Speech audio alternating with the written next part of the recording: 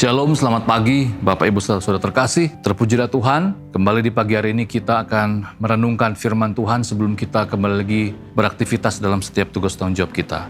Kisah Rasul pasal yang ke-15, ayat yang ke-7 sampai ayat yang ke-12 akan menjadi perenungan kita. Demikian firman Tuhan, sesudah beberapa waktu lamanya berlangsung pertukaran pikiran mengenai soal itu, berdirilah Petrus dan berkata kepada mereka, "Hai saudara-saudara, kamu tahu bahwa telah sejak semula Allah memilih aku di antara kamu, supaya dengan perantaraan mulutku bangsa-bangsa lain mendengar berita Injil dan menjadi percaya. Dan Allah yang mengenal hati manusia telah menyatakan kehendaknya untuk menerima mereka, sebab Ia mengaruniakan Roh Kudus juga kepada mereka sama seperti kepada kita. Dan Ia sama sekali tidak mengadakan perbedaan antara kita dengan mereka, sesudah Ia menyucikan hati mereka oleh iman. Kalau demikian, mengapakah kamu mencobai Allah dengan meletakkan pada tengkuk murid-murid itu suatu kuk yang tidak dapat dipikul oleh nenek moyang kita maupun oleh kita sendiri? Sebaliknya, kita percaya bahwa oleh kasih karunia Tuhan Yesus Kristus kita akan beroleh keselamatan sama seperti mereka juga. Maka diamlah seluruh umat itu, lalu mereka mendengar Paulus dan Barnabas menceritakan segala tanda dan mujizat yang dilakukan Allah dengan perantara mereka di tengah-tengah bangsa lain." Demikian bacaan firman Tuhan.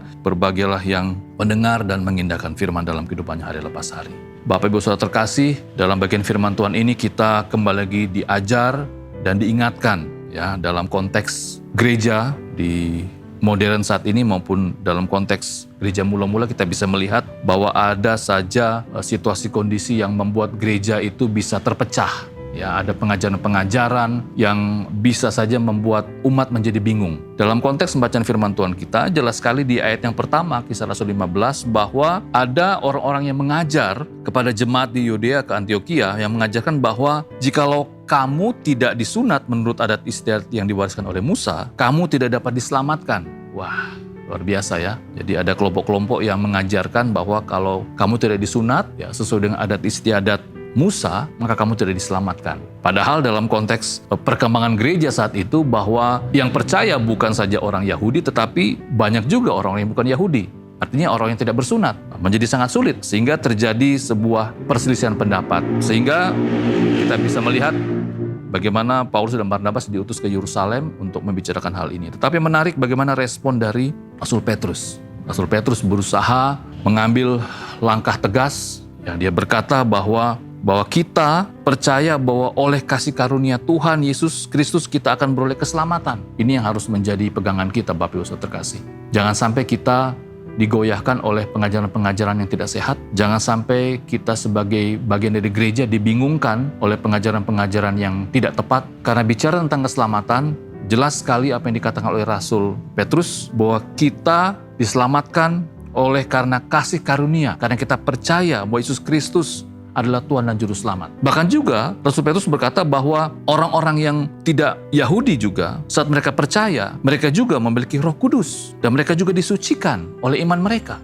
Ya, karena mereka percaya bahwa Yesus Kristus adalah Tuhan. Mari kita pegang sungguh-sungguh prinsip ini agar kita menjadi umat yang hidup, umat yang sehat. Boleh kita mendengar berbagai macam pengajaran, kita boleh mendengar berbagai macam hal-hal yang menyimpang, tetapi pegang prinsip ini dengan teguh sebagai bagian dari gereja yang sehat. Bahwa kita diselamatkan karena kasih karunia, karena kita percaya bahwa Yesus Kristus adalah Tuhan dan Juru Selamat pribadi.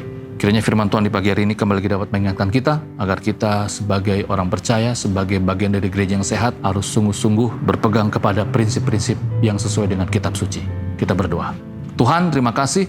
Kami bersyukur bahwa di tengah-tengah tantangan gereja yang begitu rupa, kami kembali lagi diingatkan bahwa kami diselamatkan hanya karena anugerah Tuhan. Karena kami percaya bahwa Yesus Kristus adalah Tuhan dan Juru Selamat kami. Mampukan kami agar kami terus berpegang pada prinsip ini, supaya apapun yang terjadi di sekeliling kami, ada berbagai macam pengajaran-pengajaran yang menyesatkan, pengajaran-pengajaran yang membingungkan, kami tetap teguh berpegang pada prinsip kebenaran yang sesuai dengan kitab suci seperti ini. Terima kasih Bapa, ini doa kami, memberkati apa yang kami kerjakan, dan juga memberkati orang yang kami kasihi.